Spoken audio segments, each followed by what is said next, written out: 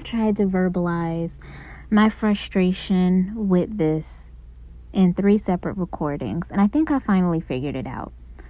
So my goal with my channel was to talk about obscure topics, particularly as they pertain to Black women or Black womanhood, or things that might interest Black women. I mean, well, first and foremost, I talk about things that interest me. So I wanted to find a way to talk about, topics that have to do with, Black womanhood, but also are a little different, are a little kind of niche and quirky and just different. That's why I decided to talk about Udali. It's something that Black women created, and that Black women have a unique relationship with. The same way that I felt like, exploring the history of stripper culture in the Black community would be interesting, because we know what stripper culture is in the Black community. We know that Black women play an important role in it, and that Black women are really like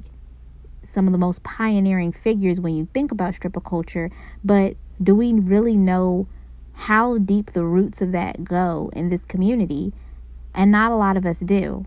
But what I'm running into is, as we're getting into the 40s and 50s and 60s, where Black shake dancers really started becoming more prominent, really started rising to the top of the game, I'm finding less and less video footage of some of the big names in the game on YouTube. I can't find anything. I can't find nearly as much as I can when I look up Tempest Storm, Lily St. Cyr, Candy Bar. I'm reminded that as much as I want my channel to be sort of a reprieve for Black women to just come learn something new and different and kind of quirky and fun, and not really have to worry too much about the politics of race and gender,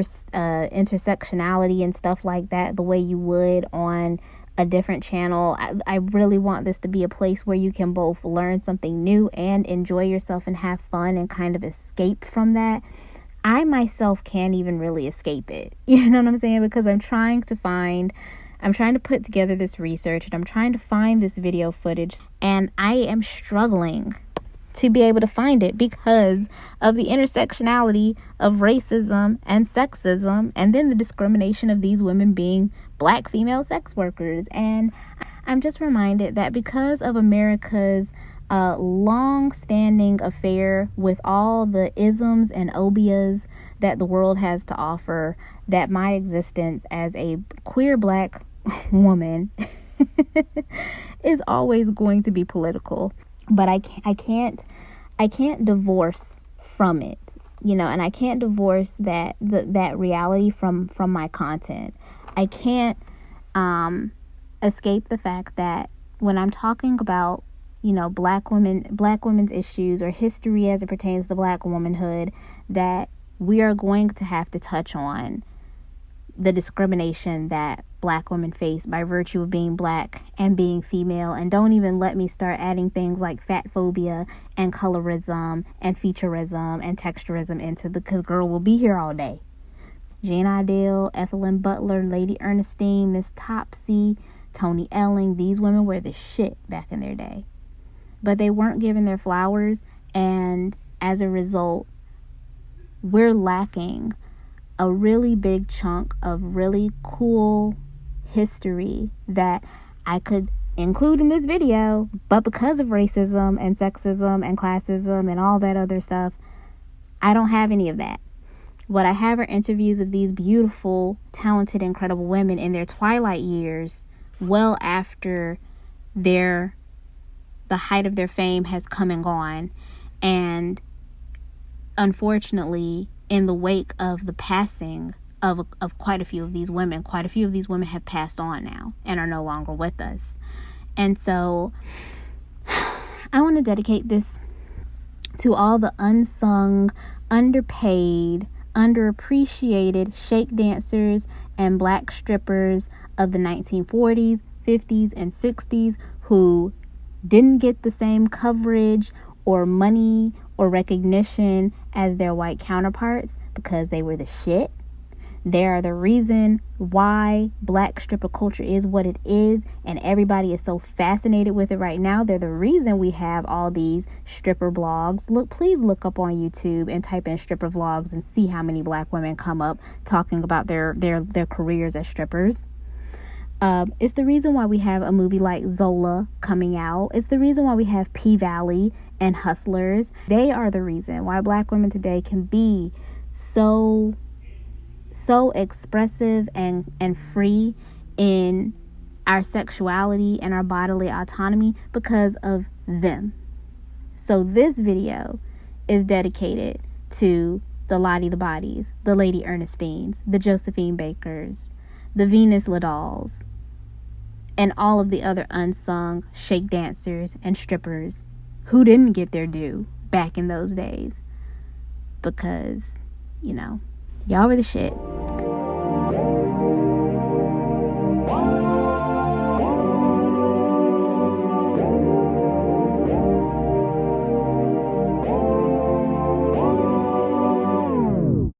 Between the 1940s and 60s, shake dancers became celebrities in the black community. These women were often the cover models of black magazines such as Jet, Jive, Ebony, and Hue, to name a few.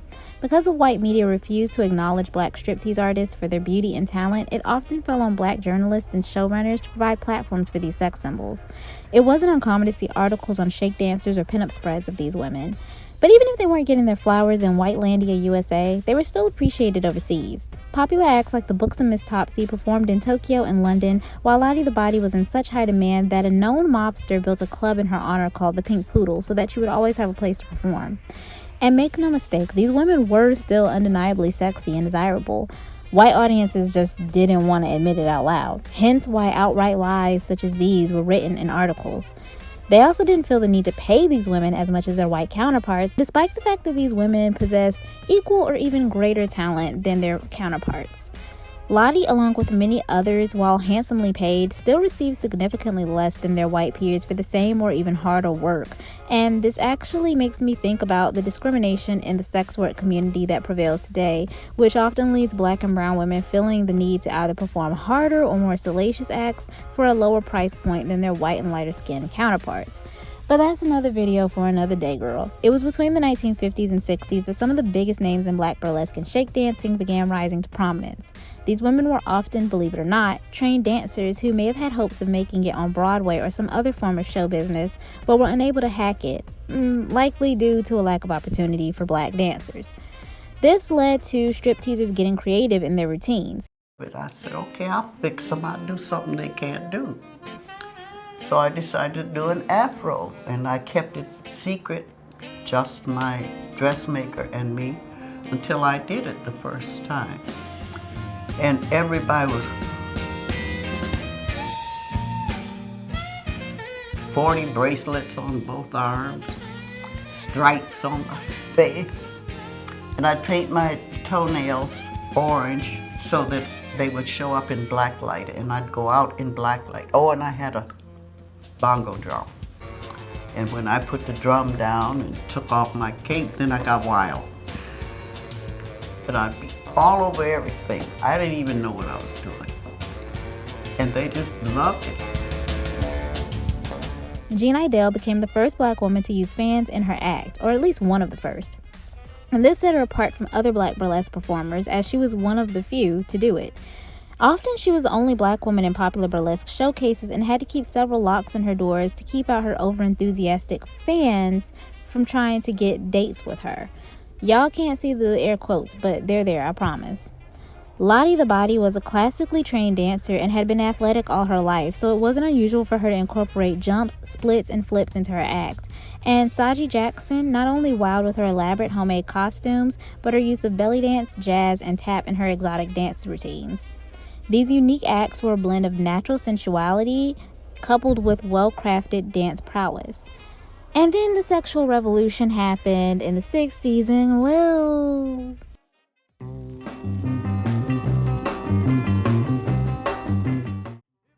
By this point, there was no more tease and striptease.